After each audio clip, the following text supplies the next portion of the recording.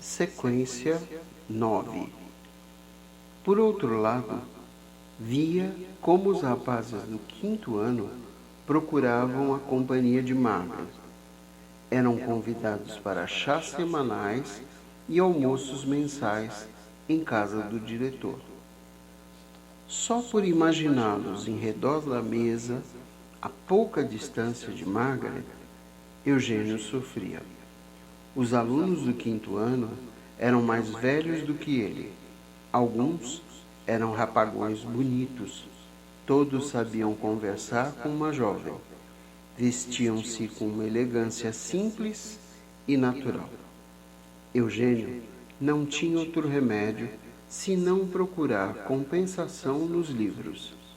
Estudava muito, distinguia-se na sua classe, ocupava os primeiros lugares. Isso valia-lhe novas inimizades, e essas inimizades empurravam-no cada vez mais para a solidão.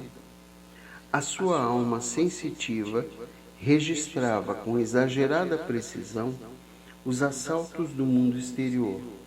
Ressentia com aguda sensibilidade os golpes que os outros, deliberada ou inadvertidamente, lhe dirigiam. Iam ficando com uma visão deformada do mundo.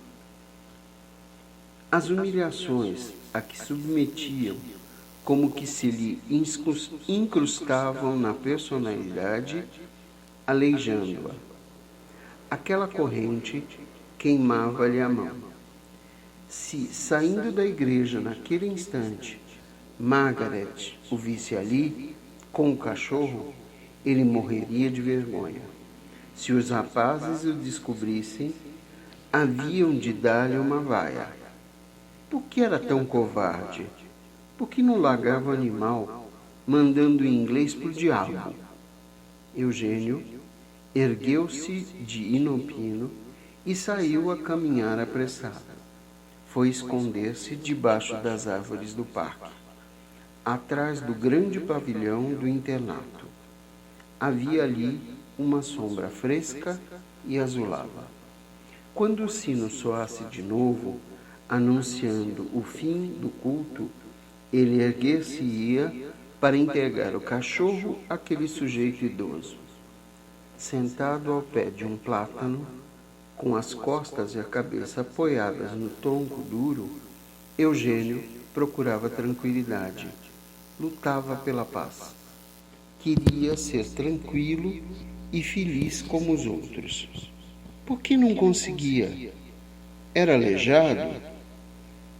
Era acaso diferente dos mais rapazes? O vento agitava as folhas dos plátanos. Eugênio sentiu cair-lhe na cabeça, no rosto e nas mãos um pó verde, de cheiro acre e excitante. Sorveu o ar perfumado e sentiu também que respirava seiva. Pensou numa mulher nua. Um calor perturbador percorreu-lhe o corpo. Por que era que as árvores, o vento, a paisagem toda lhe sugeria aqueles pensamentos? Que era que a primavera tinha a ver com os seus desejos? Não lhe bastavam já as outras preocupações? Aquela poeira verde finíssima de certo caía das folhas dos plátanos. Pensou em pólen.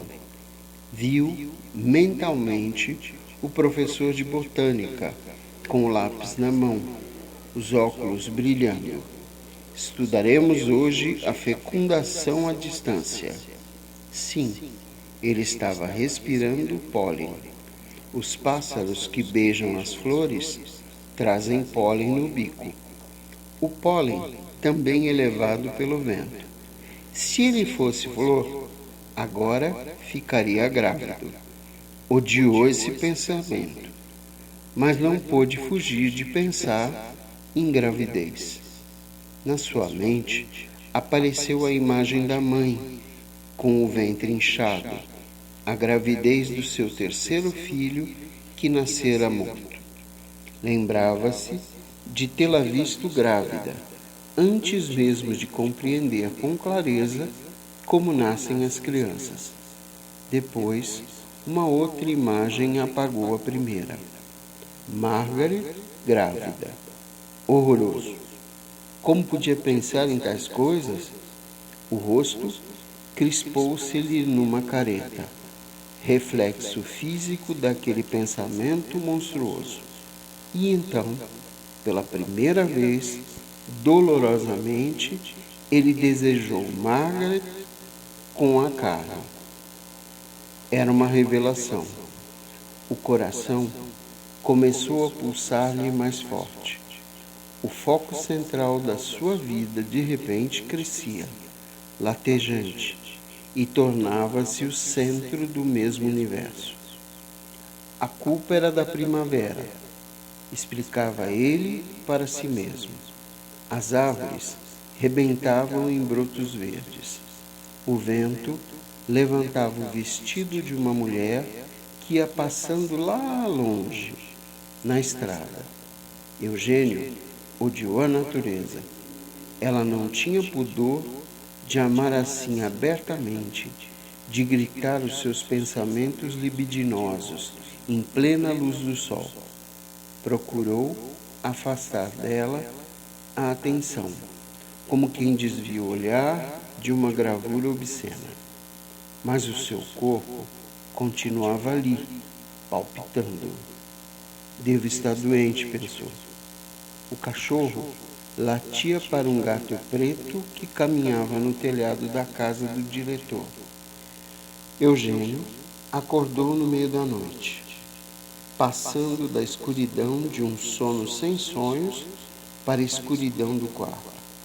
Nos primeiros segundos, ele foi apenas uma criatura sem memória.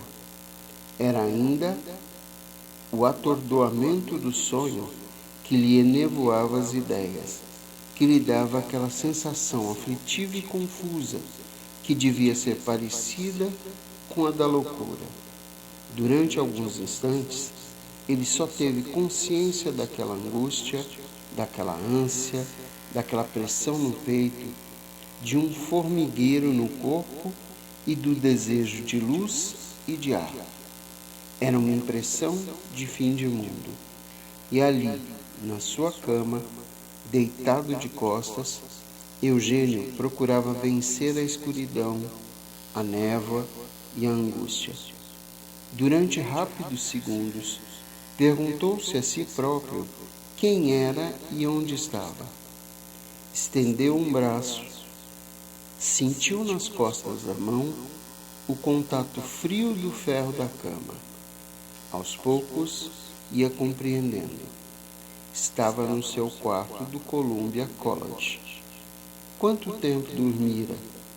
Horas ou minutos? Lembrava-se vagamente de uma conversa que tivera com Mário antes de se deitar. Ouvia o gemido do vento. Isso aumentava-lhe a aflição. Sentia no corpo a tempestade que lá fora estava prestes a desabar. Era sempre assim. Acordava de repente, como que sacudido por misterioso aviso.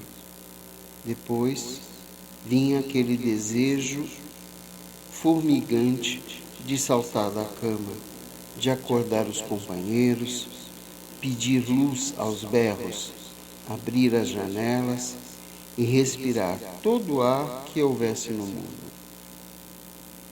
Com um gesto cego e quase desesperado, atirou longe as cobertas, porque era sufocante o calor que lhe percorria o corpo.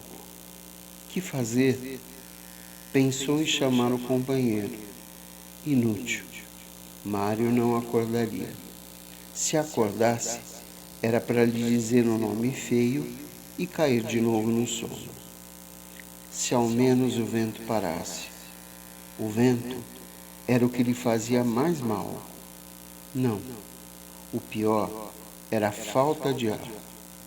Desabotoou o casaco do pijama com tão brutal sofreguidão que um dos botões, arrancado, saltou longe, caiu no chão com um ruído seco. Eugênio remexeu-se na cama, deitou-se de bruços, apertou o coração contra o travesseiro, cerrou os punhos. Sentiu-se um pouco melhor assim. Devia sofrer do coração. Não podia ser natural o que sentia. Como era que os outros dormiam em noite de tempestade? O sono parecia vir. Eugênio cochilou e, de repente, sem saber como, estava de novo acordado, a perguntar a si mesmo se tinha dormido ou não. A aflição voltou-lhe muito mais forte.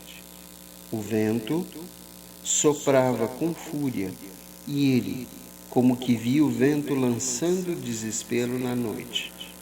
O calor parecia ficar mais opressivo à medida que o tempo passava.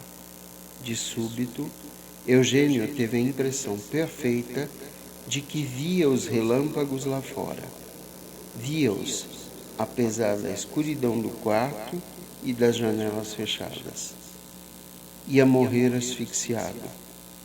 Desde que lera uma certa história, ficara com pavor de ser entaipado vivo. No enterro de um colega, no ano anterior, vira com horror meterem o caixão numa carneira. Pobre do Eduardo, sem ar, no escuro, sozinho e para sempre. Os entaipados do cemitério, de certo, ouviram o uivo do vento nas noites de tempestade. E agora ele também estava entaipado. Se não abrisse a janela, morreria. Saltou da cama, caminhou na direção do companheiro e procurou as apalpadelas. Sacudiu de leve. Mário, Mário. O outro mexeu-se. Depois de um instante, resmungou. Sou eu, o Eugênio. Que é? Aquela voz era um consolo, um socorro, uma esperança. Eugênio sentiu os olhos úmidos e foi num tom de miséria que suplicou. Não te importas que eu abra a janela? Ouviu o ruído da cama. Sentiu que o outro se voltava para a parede. Mário tornava a mergulhar no sono. Era bom não ter coração. Ele sentiria inveja do outro se não estivesse apavorado. Apavorado porque de novo ia ficar sozinho. Eugênio fazia um esforço desesperado para se chamar à razão, para se convencer a si mesmo de que não havia nada de anormal. Tinha experiência de outras ocasiões semelhantes. No dia seguinte, de manhã, riria das aflições da noite.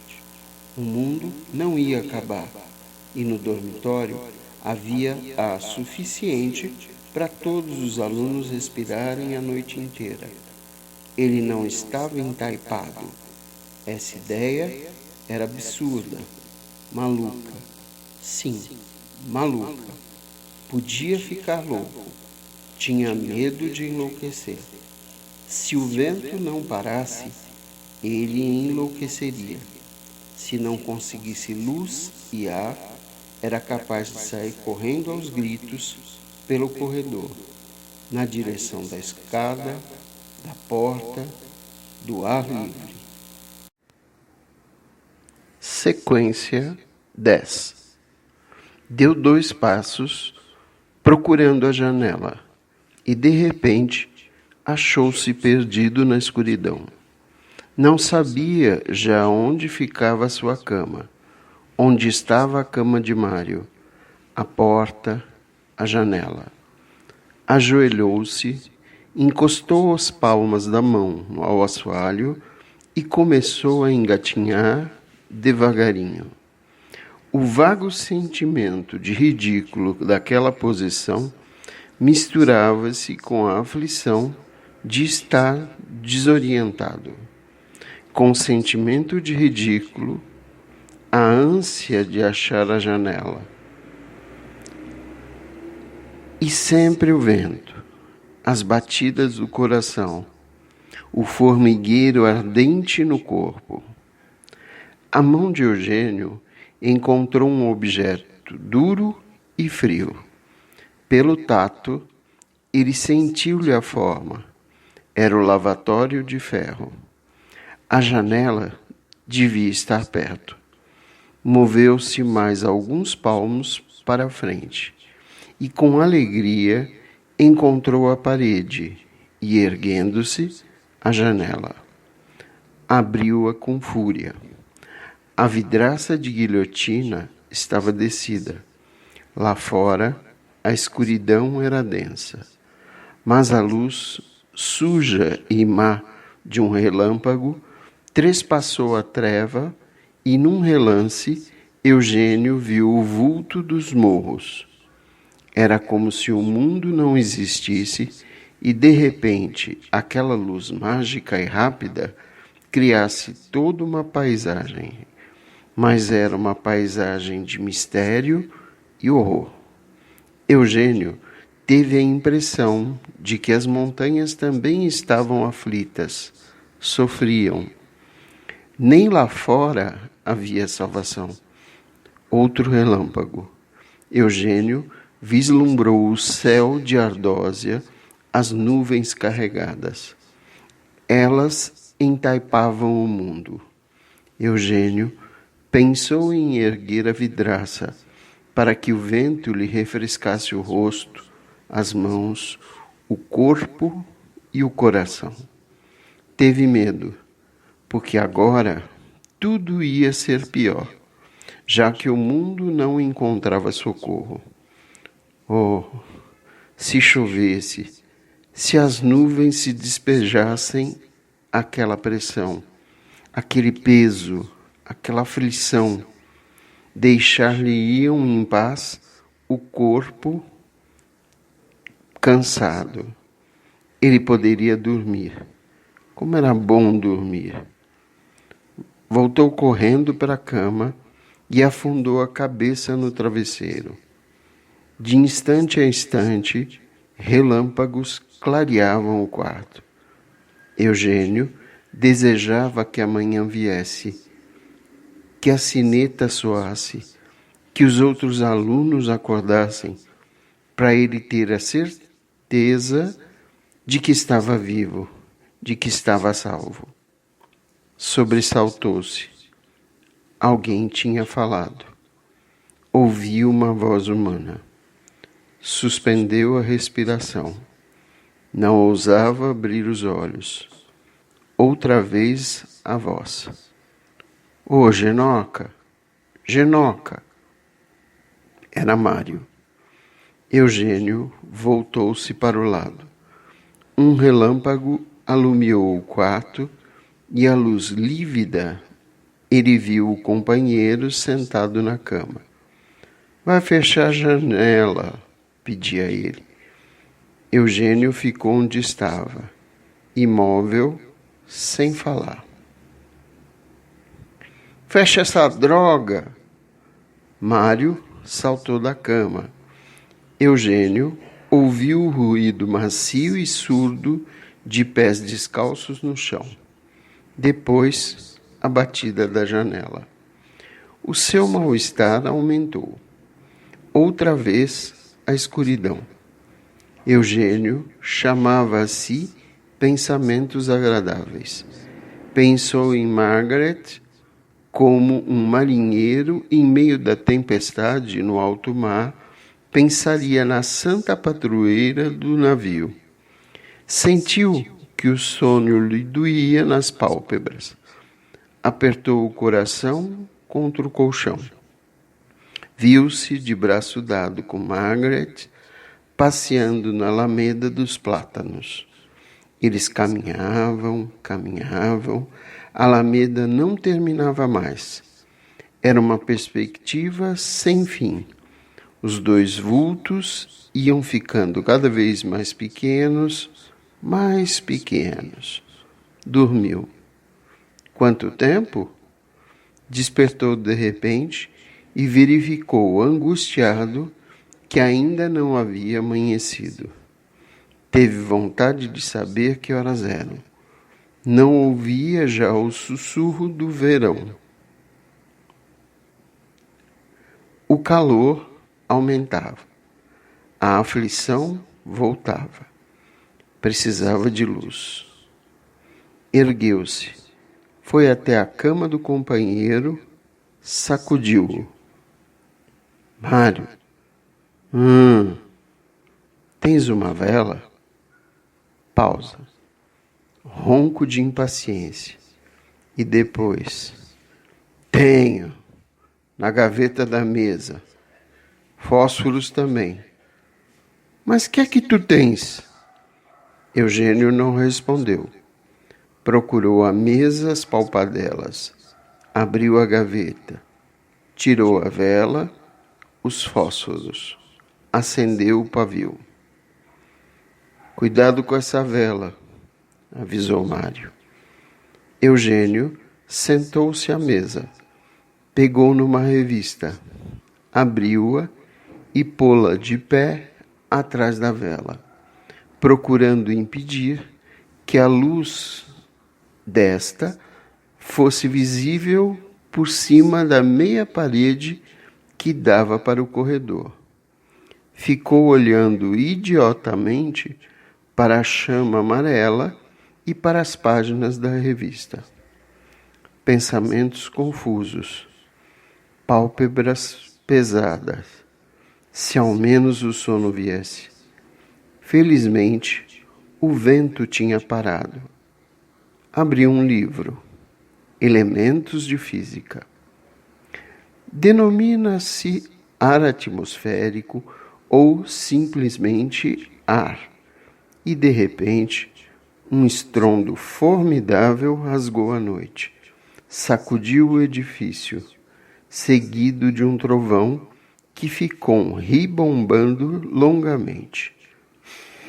Raio, pensou Eugênio. E no automatismo do medo, começou a murmurar uma oração que já há muito havia esquecido. Viu a mãe no meio da casa murmurando: Santa Bárbara, São Jerônimo. Mário estava sentado na cama, com os pés para fora. E quando o estrondo do trovão morreu ao longe, num vago rolar abafado, esforçando-se por parecer corajoso, ele murmurou: que vem o mundo abaixo. E na sua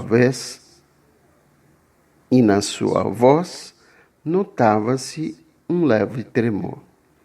Eugênio olhava para o relógio. Ouvia agora no silêncio o seu tic-tac ritmado.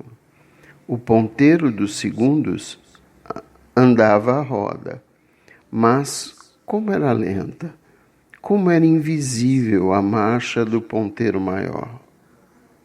Se ao menos chovesse, a atmosfera ficaria mais descarregada, mas, de súbito, ouviu-se um brutal estalo, como de um gigantesco chicote de metal, seguido do estrondo da trovoada. Os dois rapazes entreolharam-se. Mário forçou um sorriso. Eugênio apenas olhava. Agora lembrava-se do Eugênio, de 6 anos, explicando a causa do trovão a Ernesto. Tão de mudança lá no céu. São Pedro está arrastando o móvel. Quando a trovoada passou, eles ouviram um desesperado grito humano. Suspenderam a respiração por um instante. Consultaram-se com os olhos. O grito tinha partido do próprio dormitório. Grito de assassinado, grito de pavor. Mário soprou a vela num gesto de defesa, e no escuro os dois ficaram escutando. Disserte é o pancada, sussurrou Mário. Sim, devia ser Mr. Taylor. Era o professor mais moço e mais novo do colégio. Viera dos Estados Unidos havia menos de um ano e trouxera consigo a marca da guerra. Fora para a Europa com as primeiras tropas americanas. Voltara das trincheiras com os nervos estraçalhados. Por intermédio de um membro da Igreja Episcopal, que havia sido companheiro de universidade de seu pai, conseguira aquele lugar no Columbia College. Tinha-se esperança de que o tempo e a tranquilidade da vida num país de paz e bom clima curassem o rapaz. Mas ali, no internato, Mr. Taylor constituía um objeto de ridículo. Era a primeira vez que os alunos viam um resto de carne para canhão. Não compreendiam. Todos achavam graça e nenhum se lembrava de ter pena daquela criatura envelhecida antes dos 30, daquele homem desavorado que não encontrava sossego, que tinha gestos bruscos, que costumava caminhar só e sem rumo, com ar de louco e que, às vezes, sonhando, ninguém sabia com que, soltava berros no meio da noite. Frequentes vezes o apanharam falando sozinho em inglês. E uma noite em que lhe cabia fiscalizar o estudo, não podendo conter o zum-zum das conversas, com os olhos chispando e a boca crispada num sorriso de ódio, Mr. Taylor tirou da cintura um revólver, pô-lo com uma nervosa calma em cima da mesa, dizendo por entre os dentes: ao primeiro que começar falando, eu meto uma bala na cabeça. Depois dessas palavras, fez-se um silêncio de morte. Um dos alunos mais velhos queixou-se mais tarde ao diretor. Mr. Taylor foi chamado à ordem e o caso deu motivo a que o reverendo Parker viesse com seu jeito bondoso explicar que Mr. Taylor estava doente. Era um caso de shell shock. Os rapazes deviam ter paciência. Como bons cristãos, fazer às vezes de enfermeiros, ajudar a cura do pobre jovem. Citou trechos da Bíblia, invocou o Espírito de Jesus, anatematizou a guerra e terminou afirmando que sua absoluta confiança nos rapazes do Columbia College